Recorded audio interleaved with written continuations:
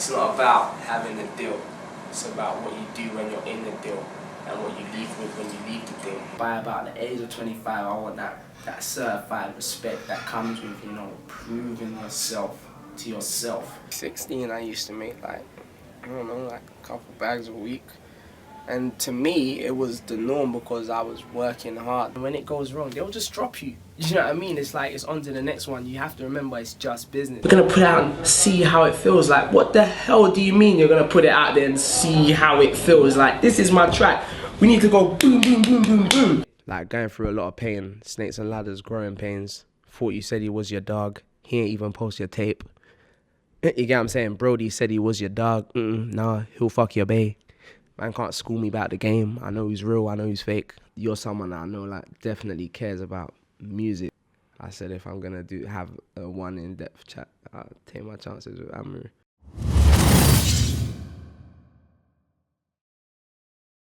I want to say good evening, man, to my bro, Chip. What's going on, my brother? What's good, you right? I'm good. I think we got to almost start off like, I said it before, but you're the first person I ever interviewed. Crazy. First video interview I ever done. 2009, MySpace Studios, New York Street, Bath behind me like a goon watching what I'm saying and doing. And you were just spitting some like, the things you were even saying then, my brother, were timeless. Before you were signed as an artist, what was your ambition in terms of what you want to get out of the music industry? Before I was signed, my ambition wasn't to get signed. It's not about having a deal.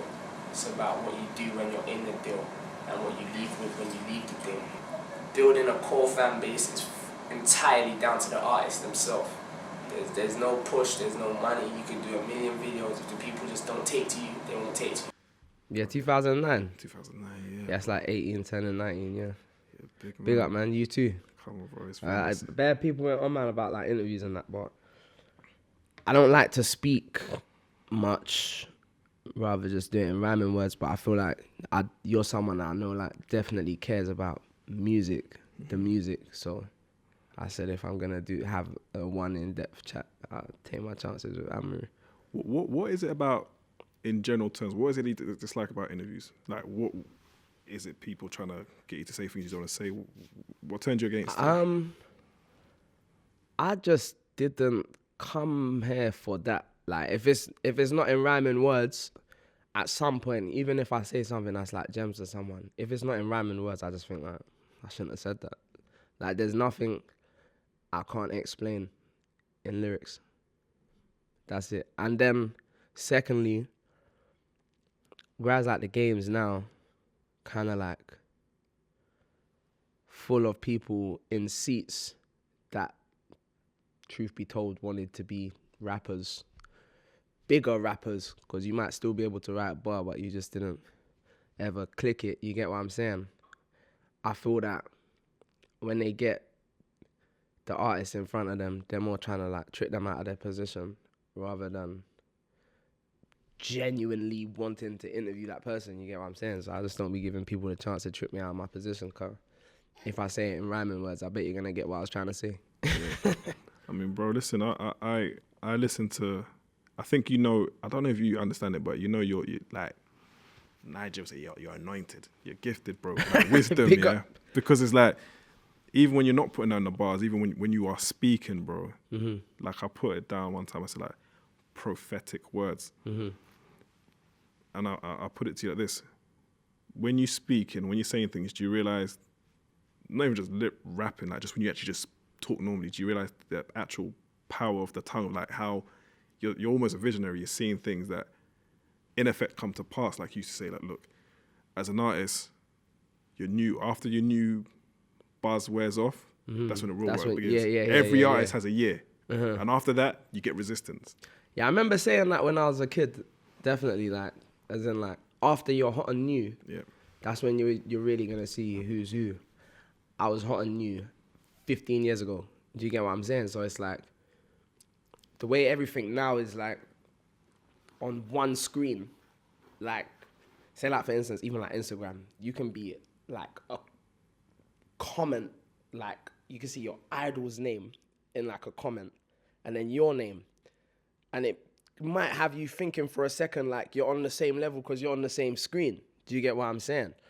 But man's from an era where it's like, at this point in my career, it's a journey. There's like an emoji on the iPhone. It's like, I think it's like a graph one, and it goes like this, it goes up, and it goes down a bit, and then it shoots up.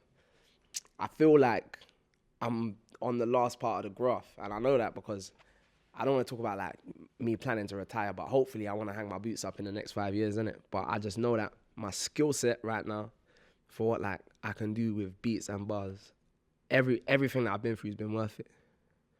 Because like at this point in my career, I shouldn't be getting any love at all, technically, for what the lifespan of a rapper is supposed to be. Do you get what I'm saying? And it's like the game will be comparing like people still in their new first 1, 2, maybe 3 or 4 CDs. You ain't even like 5 CDs in yet. And compare you to someone like me. But I feel like that's a bit unfair. If you want to compare that man to me, he's in his debut run. Compare his debut album sales to my debut album. Do you get what I'm saying? I feel like music is the only place where it's like, if someone comes in, they want to come for you. Like, you could have made them want to do this, but then they want to come for you. And that's only in music. Say like football, I don't think like Cristiano Ronaldo wants to catch the original Ronaldo on the pitch to show like, because he understands it, you get what I'm saying? Like time, all these things, but music's just a bit toxic, isn't it? Going all the way back, bro, did you get signed off of Chip Diddy Chip? Because wasn't that independent? Yeah, Chip Diddy Chip was independent. Technically, where did that chart? They did Chip pretty Diddy well. Chip, I remember, it went 21. So let's just scale it back. Beast went like 100 and something, and then not 100 and something, like 90 something, like in the hundreds. Then it was like, then I started knowing what charts is and like how it works and stuff. Then the next single was a jump, boy. So, but it's like, again, like you came in the game independent. Yeah, fully. I first in the charts, and even when like, I think it was Ironic single, I was a feature on, and it went top 5, and then Tiny Dancer, right? Something like that. Yeah, Tiny Dancer, top 10 or top 5, one of them. And then I'm still independent at that time, and then Chip Diddy Chip went 21, and then it's funny because people will think like, raw, like, man never had them songs until I did it. I had all them songs for time before man even did the deal. So when we done Diamond Rings, it's like we're building momentum now. So it's like Chip Diddy Chip's gone 21, independent at the time. This is unheard of. Do you get what I'm saying? So just like people look at the charts now and it says like Warner, this, Sony, rare. At the time it said Always Recordings, we're doing our own thing. You get what I'm saying? So we've already, the director at the time was Vertex. Even the videos, the ideas, it was all super in-house. You get what I'm saying? He was in the crew I was in, based in Northumberland Park in Tottenham, Shoddy crew.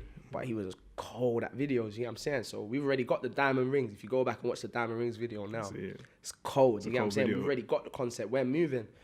But it's like, the labels, it's like they're chatting and that, but it's like they're just slowing man down. So we're shooting the video. We know that Chip Diddy Chip's gone 21. Yeah, so the next one's due to go higher. Yep. They're saying like, this song's got a ring to it. We're ready to move. I just remember something like the label saying like, look, if we give you the money for the video before you even sign the deal, can you just promise that we can do the deal? Something along them lines. Talking a good 12, 13 years back. But yeah, that's how it happened. So technically to me, Diamond Rings was still independent too. Because when I signed the deal, I didn't walk in and take their team. We walked in with our team, and they took the whole team on. The radio plugger, the online, the this, the that. And like you said, that was the beginning of like the online, even like doing online interviews. So if that was your first one, then yeah, it was the start of the era we're in now, kind of. And you guys didn't take the deal that was necessarily the most money up front. Nah, I didn't take the one that was the most money. Don't get me wrong, at the time, at the age, the bag was half decent, you get what I'm saying? But we went with like who felt right. It was more about like what felt right at the time. A guy called Nick Burgess signed me, yeah. Oh, okay. And the project, was it already, you already came with the project already? I walked in with the album. No one A&R'd my project. I walked in with it. Bro, you know, you see that bro, you saved them a lot of money. Yeah, facts. Even Transition, the second album that I did with them, people will be like, oh yeah, Sony got Chris Brown. No, it didn't go like that. None of that. Any song that I do, you see feature, it's not like label rare. It's like, man, just hustling. Yeah. And I think My Harmony was producer, also Harmony. Yeah, there you go. He linked a lot of things together as well. Your first album was one of my favorite. Probably, it's definitely one of my favorites. I told you this back in the day. Like Dear Family, great song. Yeah. Great song because at that time it was so vulnerable. You know what I mean? And you know, I just think even just like Role Model and all that, like you had like it was a great album. You know, and then we had Transition, and I remember that's when it's like. I think that's when the tattoos started to come, right? I remember everyone's looking at me like a Martian, like, oh my God, like, he's covered his skin in tattoos. And it's like... Because you were the guy who was like, the A-levels, GCSEs. Yeah. Like, what was changing? Were you just growing up? What was changing? Let me put the question to you. Can you not have tattoos and have A-levels? You can. But yeah, that's... So I would ask you, like, what changes if you got A-levels and you get tattoos? No, I agree. But I just say if it felt like it was like... Yeah. So you asked me, are you asking what was actually changing with me at the time, or are you asking how comes you had? Yeah, I'm saying was it just growing up because like you came in young is what I'm saying. Yeah. And then you now are of age and you know I don't know. A bit of change, innit? I think I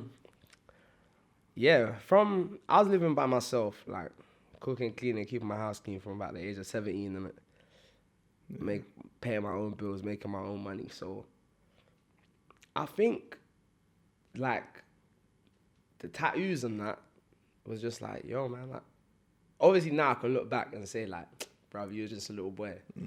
But I felt like I was a big man because I was full-fledged taking care of myself, innit? So it's like responsibilities, isn't it? Yeah, and I like ink. Like my mum's got tats. It's not that deep. Like I'm inked up. But before, I think at the time, whereas there wasn't like, I don't remember another like British like rapper like in the charts and that. You know how it was back then. Like, everyone's clean cut. You get what I'm saying? Yeah. Yeah, because I just had everyone looking at me like a bit of an alien for a second. But still here, still inked up. In terms of normality, I've always, again, I'm just remembering some things like, you've not really experienced normality. You don't remember, like, from even being in school, you've been... Yeah, like chipmunk in school. Yeah, making a couple bags a week, 15 years of age. Like, what was it actually like? Like, how did you know you were different to everyone else? Is it like you weren't able to get on a bus, or was it people treating you different? Yeah, I think what it was as well,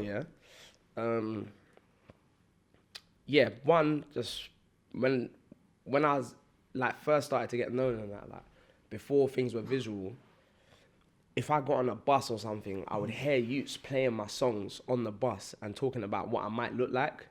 Oh yeah, because the internet. Yeah, do you get what I'm saying? Because them times you couldn't really see, it was all like LimeWire and do you know what I mean? MSN, picture, hide your face. Even my first mixtape cover, I remember I took the picture for the cover and like Edmonton. And I put my cap down to my eyes and put my head down like that. Cause I was saying to the scribbler, like, no, I don't want my face bait yet. Cause I still gotta get the bus to school. You get what I'm saying? But as it started to, you know what I mean, turn a bit more visual, like Westwood Freestyle and these things and Who Are You video and that, it was just like, yeah, bruv. Man just had to make sure man got money to be able to afford to get cabs, because rappers, I feel like, are the most endangered species one of the most endangered species on the planet. Oh, man, ain't a lie, you get what I'm saying? But also as well, I think if I be honest, like when I went from Highgate Woods to Gladesmore, that was a big change for me, because Gladesmore is a school in South Tottenham, but it was like half Tottenham, half Hackney. I see you do Rimsey interview the other day. He went to my school. But the Hackney boys, school days, were driving to school. So it was like, I was seeing like a lot of man like do things and have things that your average kid isn't like supposed to have. So I was just like, how can I do this like a legal way? If I nearly said like a legal way, but then it sounds like illegal, innit? So I just was fixed on like, bruh, man gotta be like up top too, you get me? But I gotta find my own way to do it. So do you ever feel like, I mean, obviously before you entered music, like, actually once you started doing it, do you feel you ever had a chance to have a normal childhood, or you just had to just I think I definitely had a chance to have a normal childhood. I think that was just literally up to the age of when I started rapping.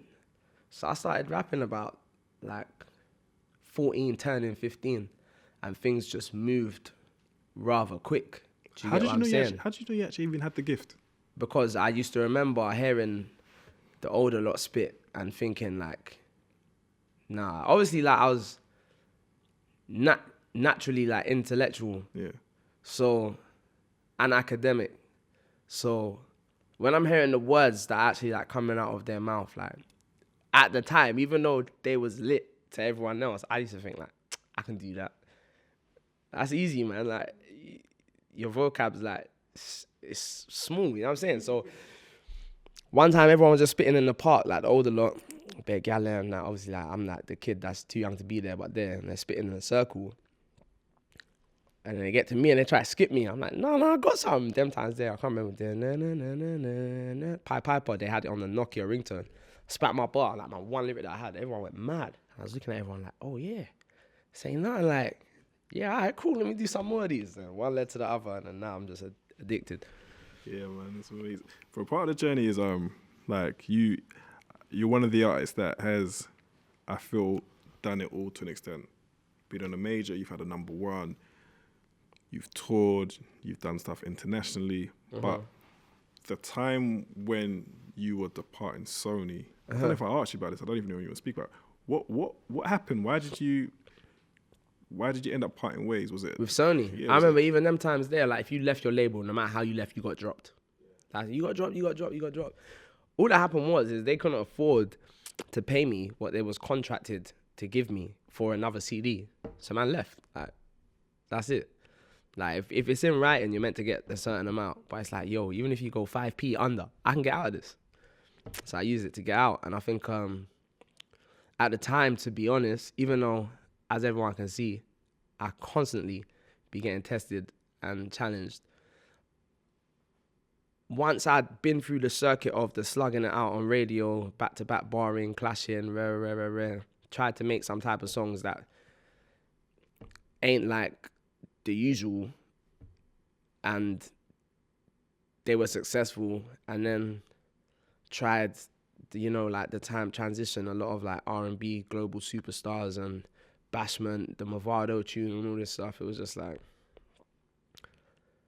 I kind of felt, not like I'd done it all, but like, what left to do, innit? Here, like there's no one that really at the time, there was no one that motivated me musically here. So I went to America. Then it's the T.I. chapter. Yeah. But transition, weren't you also getting some like wasn't it also, cause I'm trying to remember it now, that there was even some like UK artists that didn't even want to get onto your project at that time, I think. I don't know if it was competition. Nah, there wasn't. I don't think there wasn't no UK artist that didn't want to be on my project. There was just I remember there was like a wave of like, oh, you're on America thing now. Got it. But now look. Yeah.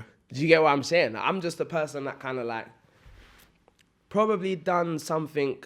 I don't like saying like, I was the first to do this or I was the first to do that.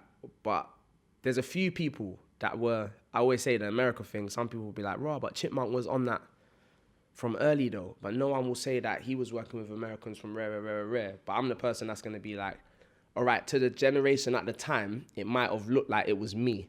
But I still stand by it. I remember Styles P and Bronze and Black. Yeah. And Harmony made that, the same one that done, you get what I'm saying?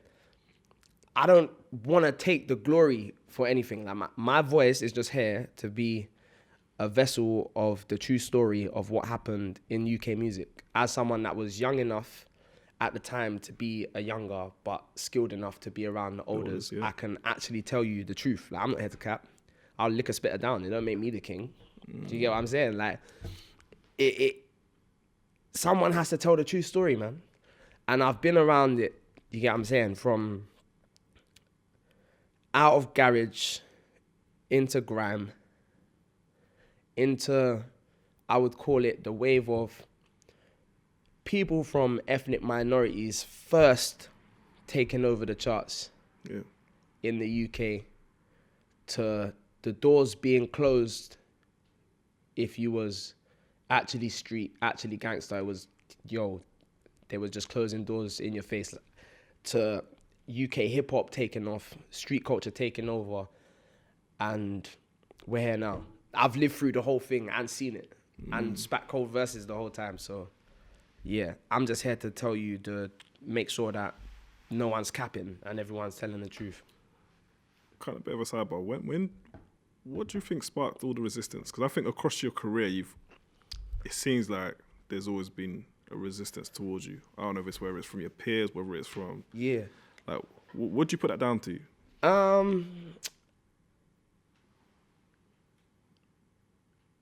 I've never really got to the bottom of why men pre other men. I'm too wavy for all that. But I get told, like, people just don't like you because you're wavy, like, you're fly, like, you know what I'm saying? That's what I get told. A lot of people tell me, like, yo, like, these rappers, like, or even whoever it is, like, you're forgetting a lot of men out here now have spent years. It's like I was chatting to my brethren yesterday, and he was with a man, and there was talking, like, I think some video that I just dropped recently was playing on the telly. And then, like, he's having a conversation about me to his brethren, but he hasn't told his brethren, like, he's snapping me. So he's filming the conversation, and the guy was like, yo, listen, whether you like Chip or you don't like Chip, whether you think you're a bad man or a good you or whatever, there was a time in life where you wanted to be this guy. There was a time and I'm like, I messaged and I said, like, thanks, like, it made me giggle, like, and I appreciate it, you get what I'm saying? And then he told his brethren after, you didn't know I was recording, I showed him. But I think now there's a game full of people that probably might have felt like that at some point, and now they're on. It isn't like, oh yeah, love, I'm here too. It's more like, I want your spot. Do you get what I'm saying? That's what I think a bit. But yeah, I just get told, bro, man ain't wavy, man. If niggas were wavy, they wouldn't be preying everyone so much. And I think another thing that's important to add is that also with your music, you've never tried to give off a false narrative. What you say, you've never told anyone to commit a crime. The energy you put out musically is not to the destruction of our people. So yeah. I think that's clear for years, man. I don't know. I think a lot of men say to me as well, like, rah, you find a way to spit hard, like, without saying nothing, like, mad. You get what I'm saying? But yeah, that's my life, though, isn't it? So it's not like I'm trying to do that. It's like I just haven't done certain things, so I can't talk about certain things. So I just find a way to still spit hard from my perspective. With Snakes and Ladders, like, obviously conceptually, like, I get it. Like, I've spoken to Ashley about it, but to you, what does it symbolize? What is within the title? I think the first 8 bars that you hear when my voice is chopped and screwed down summarizes, like, the mood for the whole tape. Like, going through a lot of pain, Snakes and Ladders, growing pains. Thought you said he was your dog. He ain't even post your tape. You get what I'm saying? Brody said he was your dog. Nah, he'll fuck your bae. Man can't school me about the game. I know he's real. I know he's fake. Like, that 8 bars there summarizes, like before when you said, obviously, I'm blessed, I'm cool. You get what I'm saying? But if I had to get into how I'm really feeling, that 8 bars, yeah. I mean, like, you're a man now, 30, you know. Like, how this whole music, it's draining this music game, right? This music business. Yeah, I think what's happening now for me, like I said, when I say to someone I'm thinking about retirement, they're like, raw, why, man? You're meant to spit forever. I might spit forever, but I mean, like, me personally putting out music, it's like, if I hang my boots up in 5 years, that's 20 years service on the microphone. Like, that's fair, innit? Like, I hopefully want to retire still with my hairline on that. No grays, still looking wavy. You get what I'm saying? So that would be lovely to me. That wouldn't be like the game stressed you so much that you did that. It's more like, run, man, I've had a good run, man. If people can relate to your life and you're talking about what is true to you, you'll last, man. Bro, with the project, it's lengthy. It's one of my favourite tracks was Dunno. Like, walk me through that though, man. Like, you and Heady, like, you know, obviously that's North London, innit? But yeah. Big up Heady. Yeah. Walk you through the song. I wanted to do something with Heady. I used to play football for Broadwater Farm, so most people that you see in an OFB video, I know them from football days, and they know me as Jamal that used to draw. Do you get what I'm saying? So, but it was important to not turn into, I feel like a lot of people, when they do a song with someone, they turn into that person. Yeah. I can't turn into Heady, innit? So it was more exciting for me to make a song that allows him to put out a positive message. We did the song at my house at the time. And when he said, growing up in Tottenham, trying to learn how to rhyme like Chippy. Yeah, like, you know, like, there's just little things that someone could say that, for me, go a long way. Like, I didn't tell him to say that shit, you know what I'm saying? But that was just a cementer on that song for me. I wanted to put him on a song that allowed him to just express himself. Another side to him, as such. Yeah, You know it definitely had that. It was positive, and it's like, not, yeah, you know what I mean? Yeah. Felt good. I love that song, proper. We got Enter the on production. Yeah. Bro, that you just entered the charts with ads and what's it, Emma? Young May. Yeah. Yeah.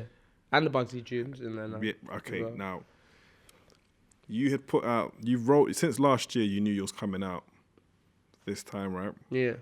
But how do you put expectations on your projects? Because looking at the features, like, you got great features on this project, elite. And if you were a new artist today, this is, oh my gosh, you know. But this is all probably done on, like, mutual respect musically. Yeah, of course. So for you and your discography, like, I'm not saying where do you rank Where it. does this sit? Yeah, like, how do you feel about Woo-hoo. I'm not gonna lie, this is like, I got a brethren called Junior, and enough times he chats to me about my performance level.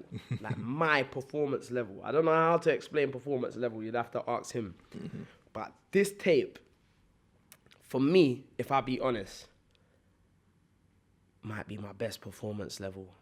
Like, flows for flows, word for word, quotes for quotes, cadence for cadence. For me, it's performance level-wise, Snakes and Ladders is definitely up there. And I think I get the vibe, yeah, that, like, when I call someone for a song, they think, all right, cool, I'll bring my steeds. You get what I'm saying? I get that vibe. Like, the sport of this tape's very about the sport and the you know what I mean, the actual skill set, I would say. You know what I mean? Even I think I've touched nearly every sound, like I said, and it was important to me. I feel like people, the times are so quick-winded. You're not even like, Insomnia, the album, is 100% a top 3 album, fully independent, still in the space of 12 months. And my next CD's coming, and it's 22 tracks, and it's my solo thing. 21, sorry. Do you get what I mean? It's like, love me, hate me, rape me, slate me, big me up. Just don't deny I do my work. Like, I definitely do my work. Do you get what I'm saying? I do my work. And if I said it before when we, like, when I say it, I think on something that we done that never come out. Yeah. If you don't want to be criticized at all, just don't do no work. From you do the work, put the work out, someone's gonna have something to say in it. But I'm still signing up for, I'd rather do my work. Man's only rapped my whole life. I promise you. If it was ever that bad, I wouldn't just rap. Like, do you get what I'm saying? It's like, you're never gonna be hot and new forever. You're gonna have highs. You're gonna have lows. Don't spend all your bread. Invest some. Like, just the basics. But it's just like, when man are coming out of their areas, they're from ethnic minorities and council estates, there isn't like a part, when you get your first check, there isn't someone that comes with it that tells you what you should do and, yo, think about it, because in 5 years, it's not gonna be the same. Like, God bless, I got a good manager, Ashley be telling me, Jamal, I think the music business is going down the flank. Like, I'm seeing it. Like, you have to think ahead. You have to think. She be on me, blood. Like, she be on me, bruv. She be on me. You get what I'm saying? But that doesn't come with someone on their first check. But it's took me from going from first management, Bath, to Hollywood management, to living in that full circuit, to come around to know. That's another thing I would say, just as to people out there. If artists coming in the game, it's not advice, you know what I mean? I've always said the best advice is don't take advice, but just telling you from my story that you've all been able to see and can go back and watch all the songs. They're still on YouTube and stuff, yeah. The family orchestrated business, like, you come in this thing and it's like, don't mix business and family. But I feel like that's from a place where someone might rob their best friend. Do you get what I'm saying? If you're clean-hearted and you're coming into something like this bloody toxic thing, your best bet of surviving it is having your main business set with your family. You know what I mean? And I had to go the full circle all the way around to realize that. Do you get what I'm saying? Like, Ashley's actually like my god sister. Like, do you get what I'm saying? So that's family to me, bro. And since I've been independent, just CM, me, her, same engineer, JC. Big up Prince, he been getting down with us heavy as well. Do you get what I'm saying? Yeah. I've actually made more money independent than I did when I was with Sony, bruv. So it's just many ways to skin a cat, choose yours. I ain't here to pop anybody down, but yo, there's still agents. There's still agents, bruv. Okay, bro. Yeah. Do you know, this is just popped in my head randomly. Do you know what one of my other favourite tunes of yours is? Superstar. One of mine too. Crazy. Because that was the time when you said that you almost thought, he's like, I'm going to go into the next direction. Yeah. Be ready for this new type of sound. Yeah. Do you get me? Like, I think even like Superstar, like the bass line, one of my bass players from my band played to it the other day live, and it just took me right back to that feeling of, oh my God, this is music. Like, this reminds me of when my dad was playing some James Brown funk and the B line was crazy, and I didn't even know it was a B line then. Something just made my body move to the beat. But yeah, like I always say to people, like, you see, like today, like, I can rap and I can MC, and there's definitely a difference. And if you ever want to find out the difference, just try cap on someone like me. You get what I'm saying? Like, it's two completely different skill sets, like MCing on Grime and actually rapping. And Superstar was definitely the beginning of me saying, like, as good as I am on Grime, as fluent I want to be at rap, at hip-hop. That was the beginning. That's why that song definitely sits with me the long way as well. Then it was like, I done the Chris Browns, the Trey songs, the Kerry Hilsons, whatever. Do you get what I'm saying? And then I did the rappers, the T.I.s, the Jeezys, you get what I'm saying, on my tape. So I went on the full circuit of actually trying to get better at something. It's like I'm putting the songs out for people. Even that's probably even subconsciously why London Boy, part of the reason why it might have come out for free, because I know, to be honest, at the time, as much as it sits with a lot of people as, yo, that was a futuristic tape, I'm trying a thing. I'm not a rapper. Like, I'm here learning, bro. I'm on a course of, I want to get better at rap. Like, I want to be out my comfort zone around rappers and have to just rap. Like, I have to just rap. Some of them might not even at the time of known what grime is. Not everyone's the kind of people that actually go and do their homework and check out sounds in other countries and XYZ. But I'm knowing that I got muscle memory to that. Like, you get what I'm saying? When I do go back to England one day and I run some old school vinyls and practice my thing, it's not going to take me too long to get fit again. Do you get what I'm saying? I remember even when I first done it, I think I done the freestyle called Chirac. Do you get what I'm saying? That's me. And I was spitting on, I think it was a Nicki Minaj beat, but it was like grime tempo. So it's like I'm easing my, you get what I'm saying? But today, any sound, any time, any beat, I'm ready. Just quickly on that, when you went to America, you left the UK as a star. You went to America to, learn a new craft. You were out, like, I was just saying to myself, it must have been quite costly, bro. Yeah, it was very expensive. That's why I had to come home still. Yeah. It was like I was just 100% spending more than I was making. But I'm learning, innit? Sometimes you got to believe in your craft. And like I said, now the skill set of no matter what it cost me to be out there at the time. How long were you out there I for, didn't get bro? no advance. All in all, probably about 18 months. About a year and a half to 2 years I did. And that's on your pocket? Over there. Yeah, on man. That's Do you get what I'm saying? So that's betting on yourself, bro. Yeah, exactly. And you see what? If I look back, yeah, I'm happy I took the bet, because I have, like, sonically, what I can do now. I don't think I would be as fluent on rap if I never actually went out there and got stuck in, or even just understanding, just the ATL sound in general. Like, when I hear people coming from Atlanta, I know that your average person in England doesn't understand what they're saying, but I do. Like, every single word. Like, I lived there. I had to get through the part of ordering a taxi and having a normal conversation, yet alone actual music. You get what I'm saying? So it's all, so far to me, been worth it. What do you want to What misconceptions do you think people have of you that you just think are just totally baseless, and it's just because I've interacted with you over a course of a decade, and I always like to believe it's like respect, because I do respect what you've done and what you've enabled. Because look, even for me to start, bro, if my starting point isn't even your starting point. Where I started, you're already like 5-6 years already. Yeah. So it's like me believing in what I'm doing. What do I think people's misconceptions of me are? As in like in the music. Just in general, because like, not everyone's going to get to chat to you. Yeah. Do you get what I mean? And I think some of it's baseless. You know, it's almost like Chinese whispers. Okay. I don't think there's any misconceptions. I genuinely think today, because I don't explain a lot, I'm just not the most explainable person. And that's not a misconception. All I give you is music. Just talk about that. You can like my music or dislike it. Hopefully you like it. You get what I'm saying? I don't think there's misconceptions of me. People just don't know me, bro. No. Yeah, like, there ain't no misconception. It's like, you can feel you know someone because you've constantly listened to their music. You don't even know if that person's telling the truth. Do you get what I'm saying? I don't think there's misconceptions of me. I think people just actually don't know me. And what I want you to get of me is what you're getting right now. I'm just a relentless barrer, man. I'm just here for bars, bruv.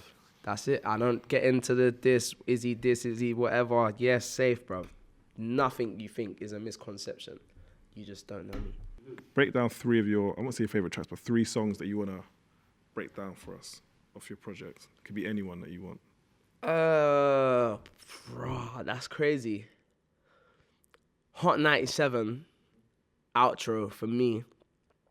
Like, that is that, yeah. Don't forget, we can pull up anywhere and do this rapping stuff. Like, forget MCing for a second. Like, rap. Classic, old school, hip hop, dready on production. You get what I'm saying? And I called it Hot 97 because in my head, I can see in this wrap up plan that I have, when I go to Hot 97 and I put them headphones on and I show you lot, it weren't no, he's this, that in the UK.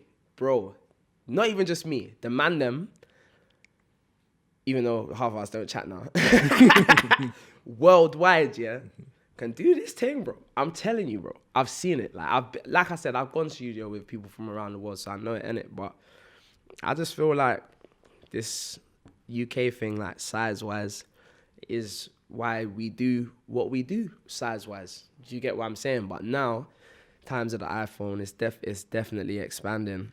But yeah, man, I just strongly feel that, like, I've worked to get to a point where if we had to go to war on the mic as England and we had to take, I don't know, a 5-a-side team or an 11-a-side team like football and represent our country on the microphone. I'm not talking about anything else here, guys. We're talking to the musician about music. He's saying on the microphone. I think most people are going to take me. Like, don't get me wrong, like, I definitely do like isolate myself and try and like stick with just my mains. But I'll be watching a few things. Like, I've actually seen a few things these days of like, even like people that I know don't like me, like actually saying like, yo, is my man like, if like one of the hardest? Is he top 3? Is he top 5? Like, I see it. It's like a constant subject right now. Like, sort of that other stuff. Like, is like, that was a hip hop one. This one's a drill one. We know his steeds on grime. We know Mavado. Like, is he, do you know what I mean? He can do it live. We know that. I could fluently rap now if he played it instrumental. Not bite my tongue or read off my phone. You get what I'm saying? Like, I see it. And I quite like that shit, man.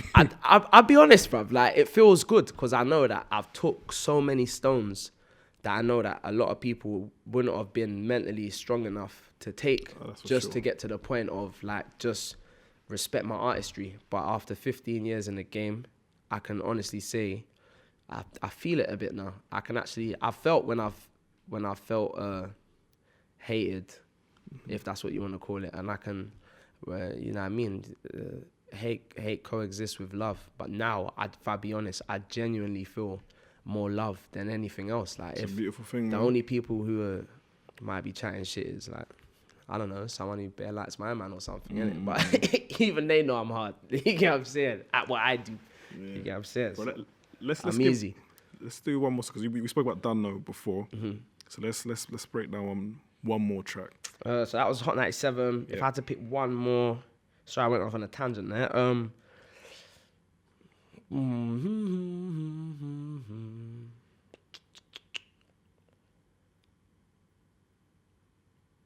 What one would I do? I like them all, you know, that's why this is jarring. I actually really like this tape. What would you say? What? Yeah. Me and Tiwa's song. Bro, man, I love Tiwa Savage, bro. She's just so hard, isn't it? And to be honest, when I was making this song, I was just thinking about like some popping captions for the gram, innit? Like, I just wanted to like come up with some lyrics that like girls will feel and like put in their captions and like find like a bit cheeky, but still have to rate it on the low and that, like just a fun song, you get me? But yeah, Tiwa, like she's so hard, man. Like, and I love Afro beats, man. I love that shit, bro. Like, it's so hard. That was big up the Fanatics on the production of that one. Fanatics, and also See Through with Kid the Cuds. Cause that was probably the one of the first songs I made for this mixtape, like long before Insomnia was like even made. And the lyrics today will sound like my part and his part sound like they fit someone's head who wanted to wear that cap. But really, the song was made ages ago. Do you get what I'm saying? Like proper ages ago. But I think just finding out who your real friends are is just a course that every human goes on in life, no matter how much P you had or how much P you never had, or whether you was with family or without family. Just finding out who your real friends are is something that there's like a few subjects that where if you clip it right, the song's just gonna bang.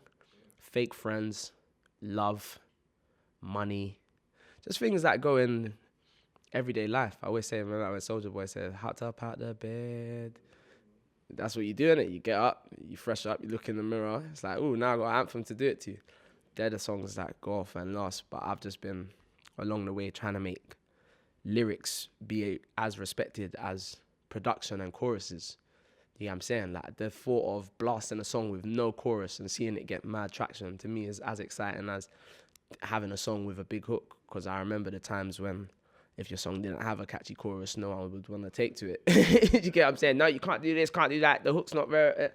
And now everything's changed, isn't it? So I'm just here to try and keep as many people as possible into the actual art form of talented spitting. Bro, look, I want to congratulate you again, man. Another thing I want to just quickly add, bro, you're a sick performer. Love. That's another thing that, like, when Chip's on stage, hey, Chip's got all the skanks, man. Yeah.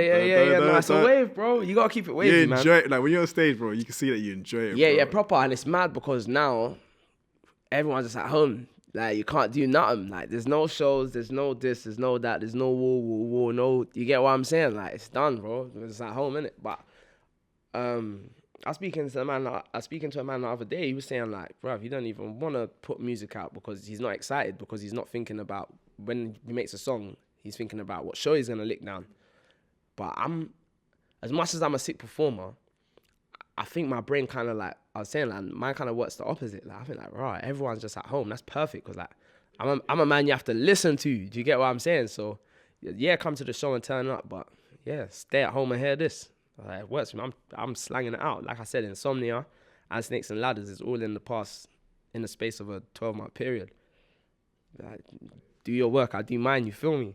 That's it. But bro, let me not take up all your time, man. Snakes and Ladders. Yeah, out now, man. Out Stream now. that, run it up. You get me? Get me, bro. Bangers.